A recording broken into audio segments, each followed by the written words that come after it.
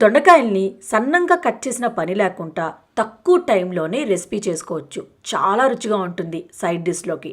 So వీడియోలోకి వెళ్ళి చూద్దామా అలా తయారు చేసుకోలేం పదండి. ముందుగా దొండకాయల్ని శుభ్రంగా కడిగి పెట్టుకోవాలి. కడిగాక ఒక పొడి క్లాత్తో తుడుచుకోండి. ఇప్పుడు దొండకాయల్ని ఈ వెనకపాటు ముందుపాటు అనేది చిన్నగా కట్ చేసుకున్న తర్వాత ఇలా ఒక దొండకాయని 3 ముక్కలుగా కట్ చేసుకోండి. అంటే పెద్ద పెద్ద ముక్కలేనండి, ఎందుకంటే మనం మిక్సీ జార్లో వేసుకుంటాం కాబట్టి పెద్ద పెద్ద ముక్కలు కట్ చేసుకుంటే సరిపోతుంది.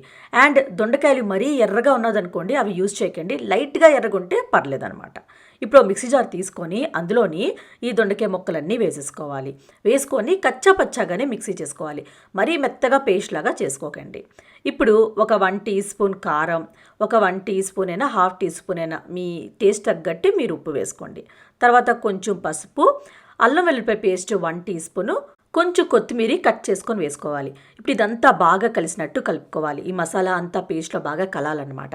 సో ఇలా కలిపిన తర్వాత మీరు బియ్యం పిండి ఒక 2 టేబుల్ స్పూన్లు వేసుకోండి. కార్న్ఫ్లోర్ ఒక 2 టేబుల్ స్పూన్లు వేసుకోండి. మీకు సపోజ్ బ్యాటర్ అనేది ఇంకా పలాచుగా ఉంది అనిపిస్తే మీరు ఇంకా బియ్యం పిండి కార్న్ఫ్లోర్ యాడ్ చేసుకోవచ్చు.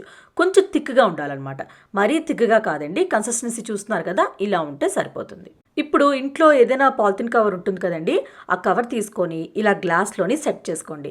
ఇలా సెట్ చేసుకున్నారనుకోండి, బ్యాటర్ ఇటు అటు వెళ్ళకుండా ఉంటుందన్నమాట.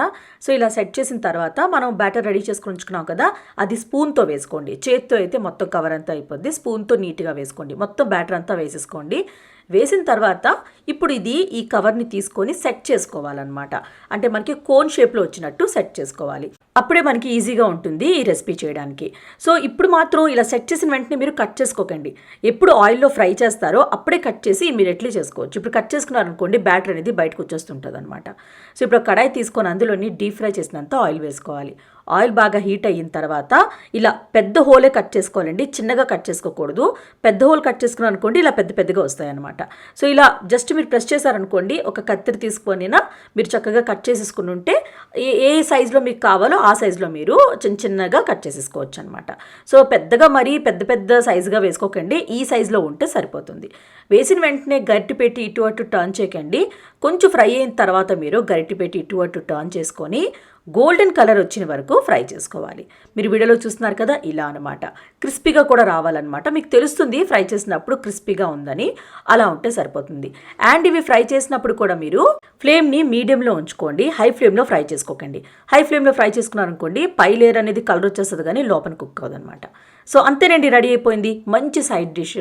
ఇది సాంబార్లోకైనా, పప్పుచారులోకైనా, పప్పులోకైనా సైడ్ డిష్గా చాలా బాగుంటుంది. తప్పకుండా ట్రై చేయండి. చాలా ఈజీ రెసిపీ అండి. సో ట్రై చేస్తారు కదా, ట్రై చేశాక నచ్చిందో లేదో కమెంట్ బాక్స్లో కమెంట్ చేయండి. అలానే లైక్ చేయండి, షేర్ చేయండి. ప్లీజ్ కృతికా వంటలు ఛానల్కి సబ్స్క్రైబ్ చేయడం మాత్రం మర్చిపోకండి. మనం నెక్స్ట్ వీడియోలో మీట్ అవుదాం. Bye bye.